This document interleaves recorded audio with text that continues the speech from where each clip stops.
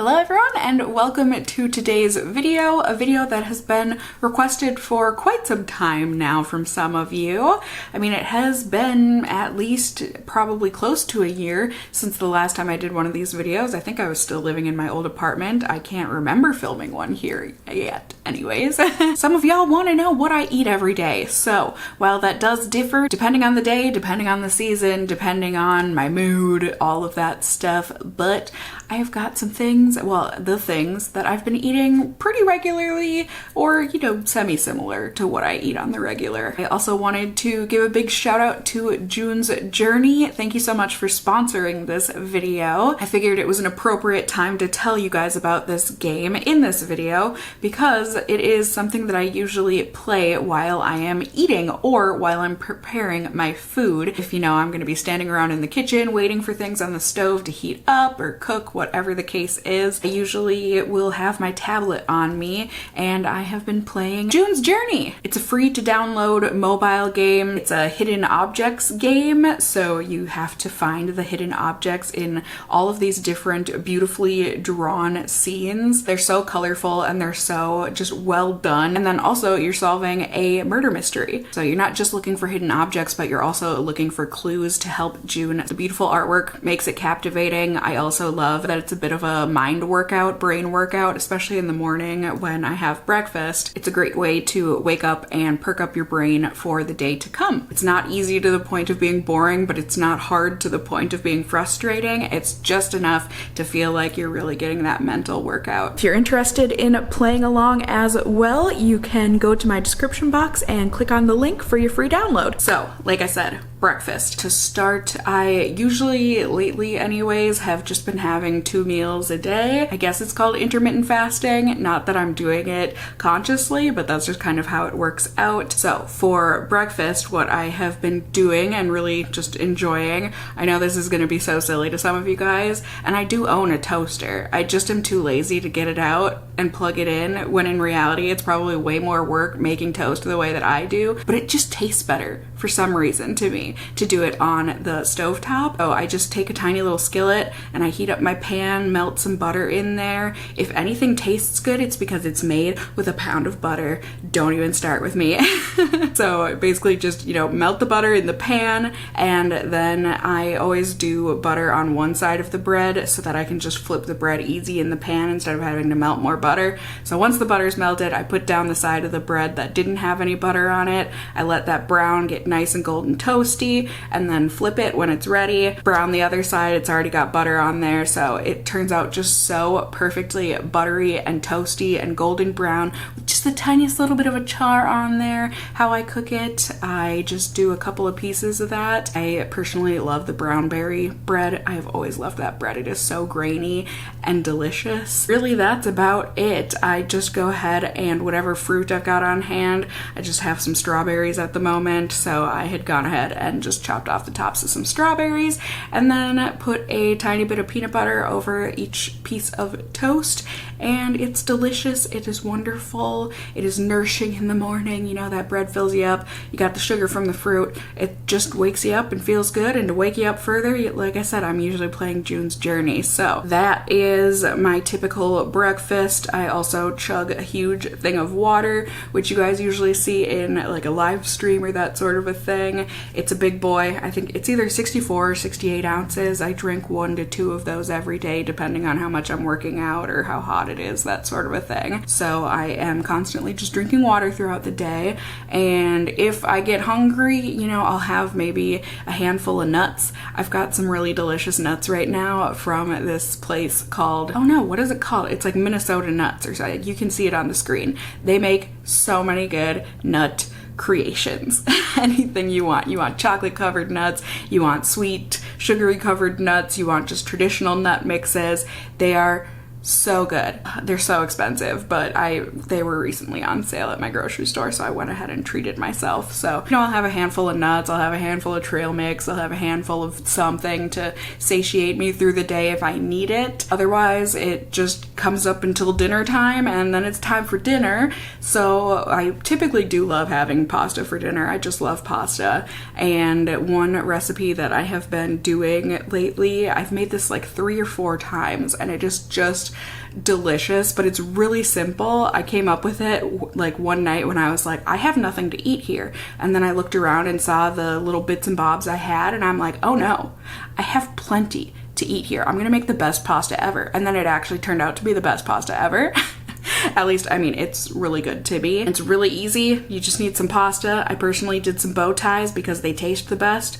I'm joking. Tastes like any other pasta. You pick whatever you want. I personally just like the bow ties. And then some Alfredo sauce. I like saucy pasta, so I did 2.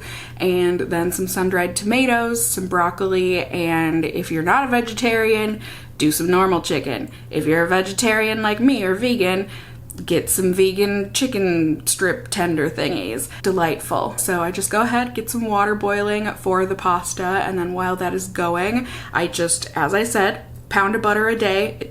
It'll do you good. I'm joking, please don't eat that much butter every day. Put about a tablespoon of butter into the pan, get that nice and melted, and also throw the faux chicken in there. I also know, you know, on the instructions it says that you can cook it, or you should cook it frozen. I personally think it cooks much better if you let it thaw, you know, for a couple hours beforehand, so there's no ice covering all the little faux chicken strips. So I just go ahead, get those coated in the melted butter, and cook them on medium heat until they're brown, nice and golden brown on each side. I also personally don't mind if there's a teeny bit of a char on them, but you know, nice and golden brown. And then once they are there, I go ahead and toss in some minced garlic, you know, a couple tablespoons or so, maybe more. I like garlic, I'm Italian, what can I say? And then just cook that for a couple more minutes until the garlic is fragrant.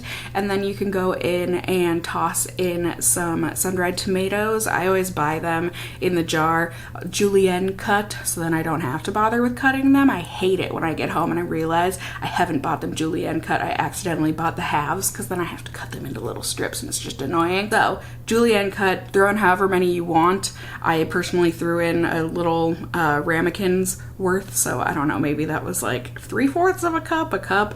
I'm not a measurer when it comes to cooking and making my own types of things unless I'm following a recipe, in which case this is not it. But I just go ahead and toss that in, let those brown just a little bit, you know, get things fragrant. So once you can smell the sun-dried tomatoes cooking, then I forgot to mention, but you should have microwaved your broccoli. I mean, you can use fresh broccoli too, but this is, like I said, just what I had on hand. So microwaved the broccoli, drained the bag, and then I just went ahead and tossed those florets into the pan. Once again, just a couple more minutes to get things fragrant and a little bit of brown on them. Also, while you're doing all of this, you can always add a little bit more butter or whatever else to make it so things aren't getting sticky. And then after that, you're just gonna dump in your 1 or 2 things of Alfredo sauce, depending on how saucy you like things, and just mix that up. You will see the Alfredo turning a different color from the sun-dried tomato and brown butter parts of the pan.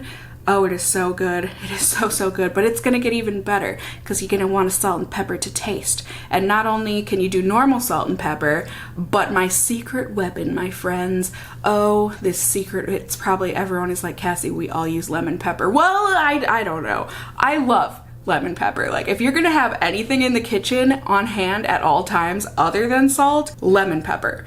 It makes everything better. Just whatever you would normally put salt and pepper on, try it with salt and lemon pepper. Try it on your chicken. Try it on your vegetables. Try it on anything you want peppery. That little bit of lemon, it's something about it. It just brightens up the pasta or brightens up whatever it is that you're eating. I personally like it quite peppery, the sauce. You know, it's all to personal taste. You know, you can do more or less garlic. You can not put in broccoli. You can not put in sun-dried tomatoes. This would probably be delicious with some portobello mushrooms chopped up. You know, you do whatever you want, but this is just how I personally do it. And then, you know, you're just gonna mix that all up and let it simmer. Let all of those flavors come together while you're making your pasta. And by making your pasta, I mean boiling your noodles. So at that point, your water should be boiling. You can dump in your noodles, get those cooking, and then by the time those are done, you can, you know, strain your noodles, drain out the water, and then dump your noodles into the pan. I know, it's very close, this pan that I have. I would love for it to be even like a centimeter deeper.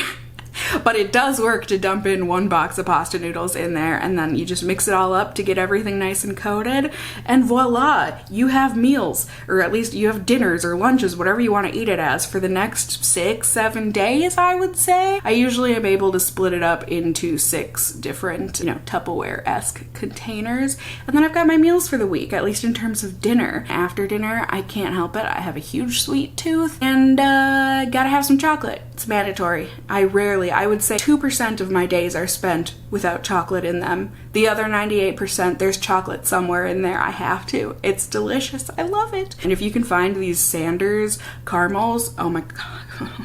Be ready. Be ready. I get them at Costco. Get, like, you know, your huge Costco sized tub, and then, you know, that lasts me at least a couple months. I just have 1 or 2 depending on how much chocolate I want, but since they're dark chocolate, they're just rich and they're so creamy, I don't feel like I need to have 200 of them like I would if I had like little Butterfinger bars or something sitting around. You know, I want 20. Now with these chocolates, I actually am good with 1 or 2. I mean, could I have 3 or 4? Probably, but I'm good with 1 or 2. So that's about it.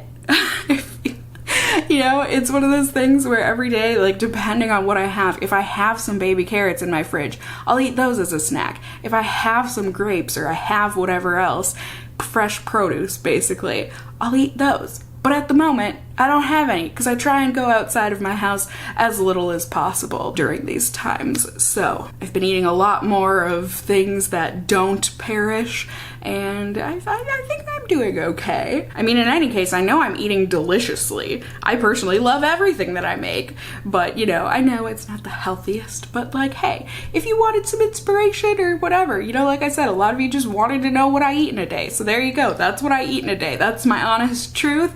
That's my proud truth. I'm proud of it. Darn it.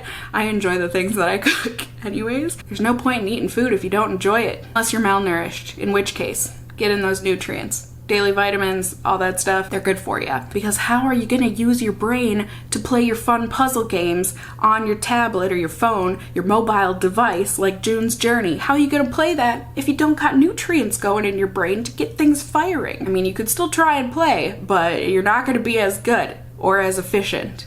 So, pro tip there. Wanna get good at your games? Eat delicious food. You heard it here first, folks.